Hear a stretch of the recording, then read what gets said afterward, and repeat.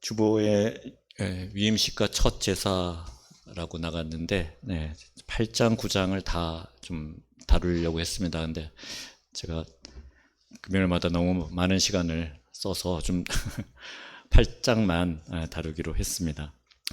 첫 번째 제사장 위임식입니다. 1장에서 7장까지가 어떤 내용이라고 그랬죠? 하나님과 교제하는 법, 그러니까 제사로 하나님 앞에 나아가는 거죠. 그래서 제사 드리는 방법을 알려주셨습니다. 이제 제사를 드려야 하는데요. 제사를 드리려면 제사를 집전하는 사람이 있어야 되죠. 제사장을 세워야 합니다. 그 제사장을 어떻게 세우고 또 그들이 주의해야 될 일이 무엇인지 8장부터 10장까지 그 내용을 담고 있습니다. 그래서 8장부터 10장까지의 내용을 제사장법이라고 합니다. 8장에서 이제 제사장 위임식이 있고 9장에서는 세워진 대제사장 아론과 그의 아들들 제사장들이 첫 번째 제사를 집전하는 장면이 나옵니다. 그리고 10장에서는 제사장의 직무 중에 하나가 매일 아침 저녁으로 분향하는 일이죠. 그 직무를 소홀히 한 데 대한 엄중한 하나님의 징계에 대한 기록이 나옵니다. 지금 읽은 말씀 1절에서 4절까지는 제사장 위임식을 위해서 모세가 온 백성을 불러 모으는 장면이죠. 위임식을 위해서 필요한 물품, 제사장들이 입을 의복과 또 그들에게 부을 관유, 또 그들을 위한 제사를 드리기 위해서 필요한 제물, 그러니까 수송아지와 수량 2마리, 무교병 한강주리를 준비해서 모두를 회막문 앞에 모이게 했습니다. 모든 백성들이 보는 앞에서 제사장 위임식을 이제 행하고 있습니다. 그것은 제사장이 하나님께서 선택하시고 그들에게 위임을 명령하신 것이라는 것을 모두에게 알게 하기 위함이었습니다. 먼저 아론과 그 아들들에게 무엇을 하도록 시키죠? 물로 깨끗하게 씻도록 하죠. 그리고 나서 예복을 입히고 그 다음에 관유를 붓습니다. 그 다음에 그들을 위한 속죄제와 번제와 화목제를 드립니다. 그런데 이 기록들이 우리와 어떤 관련이 있을까요? 구약시대에는 그 아론의 혈통만이 그 성별이 되어서 제사장이 될 수 있었죠. 그렇지만 예수님이 영원한 대제사장으로서 그 사명을 감당하신 이후에 그를 따르는 모든 성도는 베드로전서 2장 9절의 말씀과 같이 다 왕같은 제사장으로 부름을 받았기 때문입니다. 바로 우리 모두가 하나님 앞에 온 세상을 하나님 앞으로 이끄는 그런 제사장 역할을 해야 되기 때문입니다. 그래서 이 본문을 통해서 우리는 이 제사장 위임식의 그 절차들을 살펴보면서 우리는 어떤 교훈을 얻을 수 있을지 한번 생각해 보도록 하겠습니다. 첫 번째 얻을 수 있는 교훈은 제사장은 거룩한 옷을 입어야 한다는 것입니다. 6절, 7절을 읽습니다. 모세가 아론과 그의 아들들을 데려다가 물로 그들을 씻기고 아론에게 속옷을 입히며 띠를 띄우고 겉옷을 입히며 에봇을 걸쳐 입히고 에봇에 장식띠를 띄워서 에봇을 몸에 메고 이렇게 기록하고 있습니다.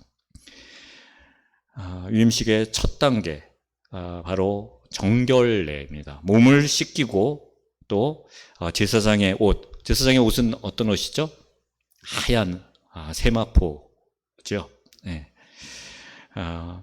이렇게 모세가 아론과 그의 자식들을 몸을 씻기고 옷도 입혀 주었습니다. 정결례, 깨끗한 물로 씻는 그 정결례는 이 시대의 세례의 원형이라고도 할 수가 있죠. 세례는 무엇입니까? 옛사람은 죽고 새 사람으로 거듭나는 것. 우리의 죄를 씻고 거룩한 삶을 향해서 다시 일어서 나아가는 것을 선포하는 그런 의식이죠. 정결례 다음에 대제사장과 제사장의 예복을 입힙니다. 혹시 제가 그림을 안 드렸네요. 네. 제사장과 대제사장 의복의 차이는 무엇이죠? 일단 공통적으로 속 바지를 입고 또 흰 옷을 입죠. 그리고 속옷 띠를 띠고 또 하얀 관을 씁니다. 이 흰 옷은 죄 씻음을 받았다라는 것을 상징하죠. 그래서 그 옷을 입은 자들은 의인이다라고 인정을 받는 것입니다. 그리고 대제사장은 그 위에 더 화려한 복장을 입어서 제사장들과 구별이 되죠. 대제사장이 입는 옷은 제사장들이 입는 그 하얀 옷 위에 푸른 겉옷을 입고, 그리고 그 위에 여러 가지 색으로 실로 짠 에봇을 또 입죠. 그리고 그 에봇 위에는 흉패를 띱니다. 그리고 모자에는 금패를 추가하죠. 이렇게 겉옷, 청색의 겉옷과 또 에봇, 그리고 금색, 청색, 성색, 자색, 홍색 실과 가는 배실로 짜고 그 에봇, 그리고 그 에봇의 어깨 부분에는 12지파의 이름을 새긴 보석이 있고요. 흉패에도 12지파를 상징하는 보석들이 붙어 있죠. 그리고 그 안에는 우림과 둠밈이라는 것이 들어 있어서 그것을 가지고 하나님의 뜻을 엿주는 도구로 사용을 하게 됩니다. 대단히 화려합니다. 지금의 아마 많은 사람들이 그 성경의 기록을 통해서 그것을 재현해 보지만 조금씩은 차이가 있지만은 거의 비슷한 그런 모양을 띱니다. 지금의 눈으로 봐도 결코 그렇게 촌스럽거나 예스럽지 않은 아주 멋진 그런 디자인이었을 것으로 짐작이 됩니다. 이런 구별된 옷을 입는 이유는 무엇입니까? 그것은 대제사장이 제사장 중에서도 특별히 선택된 백성, 가장 제사장들을 대표하는 하나님 보시기에 기뻐하는 그런 직분이라는 것, 종기와 영광을 가진 자라는 것을 보여주는 것이죠. 이렇게 제사장과 대제사장이 예복을 입는 것은 그 의식은 그리스도의 거룩함을 옷 입는 것을 의미합니다. 그래서 로마서 13장 14절에 오직 주 예수 그리스도로 옷 입고 하는 말씀처럼 그리스도의 의로움을 그 몸에 걸치는 그런 의미를 가지게 되는 것이죠. 그렇기 때문에 대제사장 아론은 이렇게 특별한 예복을 입고 제사장들을 이끌어야 했습니다. 하나님께 온 백성들을 대표해 가지고 제사를 드리는 그 거룩한 직임을 맡은 아론은 자신이 입고 있던 모든 그 세속적인 옷을 벗어버리고 자신을 완전하게 물로 정결한 이후에 하얀 옷을 입고 그 위에 대제사장의 의복을 갖추어 입었어야 합니다. 이 옷을 입지 않고서는 하나님의 성소에 나아갈 수 없을 뿐만 아니라 나아갔다고 하더라도 죽음을 면치 못할 것이기 때문입니다. 제사장이 이렇게 거룩한 옷을 입었다는 것은 하나님께 봉사하는 사람은 무엇보다 하나님께서 덧입혀 주신 은혜를 힘입어야 한다는 것을 우리에게 말씀해 주고 있습니다. 하나님의 은혜, 하나님의 지키심, 하나님의 뜻 없이는 결코 우리가 온전한 봉사를 할 수 없다라는 것이죠. 자신의 의지로 하나님의 은혜 없이도 봉사를 할 수 있습니다. 그렇지만 그것은 하나님을 위한 일이라기보다는 자기 만족을 위한 일이죠. 어떻게 보면 그것은 교만한 행위인 것입니다. 그래서 우리 교회에서 모든 그 직분을 맡은 이들은 바로 겸손함으로 자신이 그 자리에 있는 것, 하나님의 은혜 가운데 있는 것이라는 것을 늘 잊지 않고 하나님의 뜻 안에서 하나님 앞에 두려움으로 그리스도의 몸된 교회를 섬기고 헌신하는 일에 있어서 항상 하나님의 은혜를 구하면서 나아가야 할 것입니다. 두 번째 우리가 받을 수 있는 교훈은 기름 부음을 받아야 한다는 것이죠. 위임식의 두 번째 단계가 관유를 붓는 의식이었죠. 10절부터 12절입니다. 모세가 관유를 가져다가 성막과 그 안에 있는 모든 것에 발라 거룩하게 하고, 또 제단에 7번 뿌리고, 또 그 제단과 그 모든 기구와 물두멍과 그 받침에 발라 거룩하게 하고, 또 관유를 아론의 머리에 붓고 그에게 발라 거룩하게 하고. 네. 관유라는 것은 붓는 기름, 이런 의미를 가지고 있는 한자어죠. 올리브유에다가 모략과 또 향과 계피와 청포 같은 이런 향품, 여러 가지 향품들을 섞어서 특별하게 만드는 그런 기름입니다. 특별한 목적, 아주 거룩한 일에만 사용하는 아주 특별한 기름이죠. 그 관유를 먼저 세울, 제사장과 대제사장으로 세울 사람에게 아니라 먼저 어디다가 바르라고 하고 있죠? 먼저 성막과 그 안에 있는 모든 기구, 그리고 제단과 물두멍과 물두멍의 받침에 발라서 거룩하게 하라. 그러니까 그들이 봉사할 그 모든 영역, 그 안에 그 관유를 먼저 부으라는 것이죠. 그 장소 자체가 이 기름 부음으로 성스러움, 거룩함을 더하게 되는 것이죠. 온전하게 거룩한 장소가 되도록 한 이후에 그곳에서 섬길 사람들에게 기름을 붓도록 하고 있습니다. 아론의 머리에 기름을 붓고 몸에 발라서 아론을 거룩하게 했습니다. 이렇게 기름을 붓는 의식, 이것은 여러분들 잘 아시다시피 바로 성령의 기름 부음을 의미하는 것이죠. 하나님의 일꾼들은 자기 스스로의 결단과 자기의 힘으로 하나님의 일을 해나갈 수 없습니다. 성령의 충만한 은혜를 힘입을 때만 그것이 가능한 것입니다. 성령의 기름 부음을 받을 때 비로소 자신에게 맡겨진 사명을 충분히 감당할 수 있는 것입니다. 그래서 일을 하는 것보다 더 중요한 것은 성령의 충만함을 늘 강구하는 것입니다. 우리 교회를 섬기는 모든 이들, 우리는 그 성령의 사로잡힘 가운데 있어야 합니다. 성령님의 이끄심에 순종하며 따라가야 합니다. 성령님께서 시키는 대로 일을 해나가야 하는 것이죠. 이렇게 목욕을 하고 흰옷을 입는 정결례를 한 후에 관유를 뿌리고 바르고 부어서 성막과 또 제사장 역할을 할 아론과 그 자녀들을 거룩하게 한 후에 그들이 제사를 드릴 수 있게 되는 것입니다. 이것이 마지막 교훈이죠. 제사장들 역시도 하나님 앞에 먼저 자신들을 위한 제사를 드려야 하는 것입니다. 근데 그 제사는 누가 이끌어야 되죠? 제사장이 없으니까. 네, 임시 제사장. 그러니까 모세가 임시로 제사장 역할을 해야 하는 것이죠.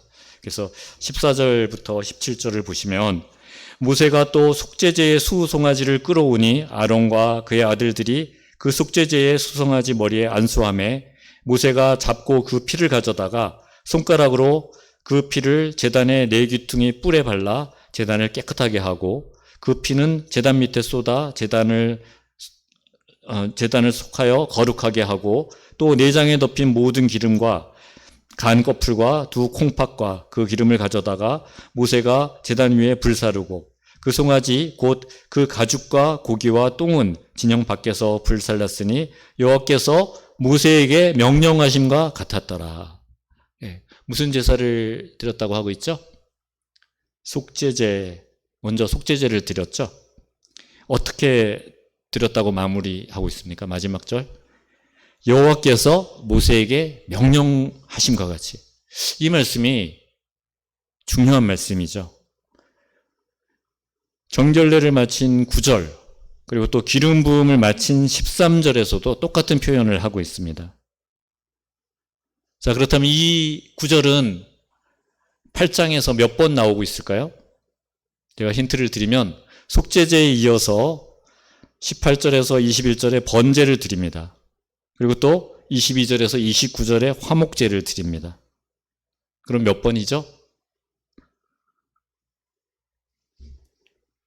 앞에 2번, 그 다음에 속죄제 번제, 화목제 3번 해서 5번이겠죠. 그리고 또 4절, 오늘 읽은 4절 말씀에도 비슷한 표현이 나오죠. 그리고 5절에서도 마찬가지입니다. 5절에서도 비슷한 표현이 나오고 있죠. 그래서 그 비슷한 표현까지 합한다면 모두 7번, 하나님 여호와께서 모세에게 명령하심과 같게 하였다라고 반복해서 기록하고 있는 것입니다. 이렇게 제사장을 세우는 일, 아니 우리가 하는 모든 일들은 하나님의 말씀대로, 하나님이 명령하신 대로 해야 하는 것이죠. 속죄제는 수송아지를 제물로 드렸다고 하고 있습니다. 그러면 우리 앞에서 제물을 뭘 준비했다 그랬죠? 수송아지와 수량 2마리.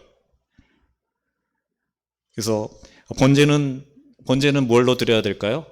그 수량으로 드리게 되죠. 18절에 보면 수량으로 드립니다.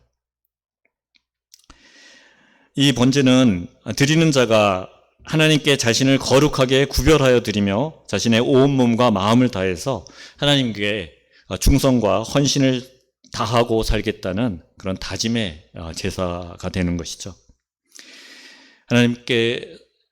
하나님 앞에서 하나님의 일꾼들은 그 하나님께서 맡겨주신 거룩하신 일들, 그것을 할 수 있도록 맡겨주신 하나님의 크고 놀라운 은혜에 감사하면서 자신의 삶과 또 생명과 시간을 다 드려야 합니다. 그것으로 하나님을 영화롭게 해드려야 합니다. 이런 사람이 하나님께서 기뻐하시는 일꾼들이죠. 자, 이제 남은 제물 더 한 마리의 수량이 있었죠. 그리고 또 무교병 한강줄이 준비했다고 했잖아요. 그것으로 무엇을 합니까? 22절에서 29절에 보면 화목제를 드립니다. 근데 22절과 28절에는 위임식 제사라고 표현하고 있고요. 22절에서 29절 사이에 화목제라는 표현은 없습니다. 그런데 왜 화목제라고 얘기할까요? 29절에 보면 수량의 가슴 그 고기가 모세의 몫이라고 하고 있죠. 제사장에게 그 제물의 가슴을 드리는 제사, 그게 바로 화목제 아닙니까? 그리고 또 무교병, 또 기름 섞인 떡을 화제로 함께 드리는 것, 그것도 화목제죠. 그래서 이 위임식 제사도 화목제에 속하는 것입니다. 이렇게 속죄제와 번제와 화목제까지 해서 제사장 위임식은 며칠간 진행되었다고요? 7일간 진행되었다고 기록하고 있죠. 그동안에, 그 7일 동안에 아론과 그 아들들은 회막에서 나갈 수 없었습니다. 33절의 기록을 보시면, 이것은 제사장직을 완전하게 제사장으로 성별되기까지 그 자리를 떠나서는 안 된다라는 것이죠.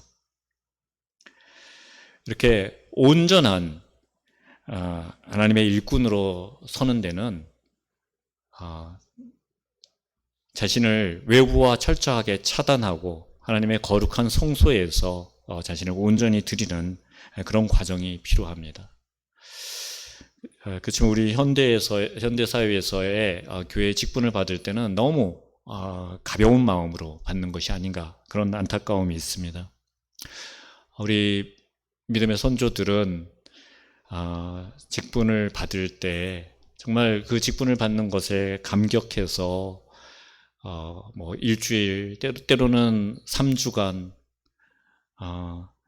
때로는 6주간 이렇게 기도원에 들어가서 기도하고 또 자신의 삶을 다 뒤돌아보면서 자신이 드릴 수 있는 최선의 예물을 하나님께 바치고 그랬던 것을 기억을 하는데, 요즘의 세태는 너무나 그런 데서 멀어져서 좀 안타까움을 느끼게 됩니다. 그렇게 제사장직을 완전하게 성별하도록 해야 하는 이유는 제사장의 직무가 죄인들의 죄를 대속하는 것이기 때문입니다. 얼마나 삶에 있어서 중요한 문제입니까?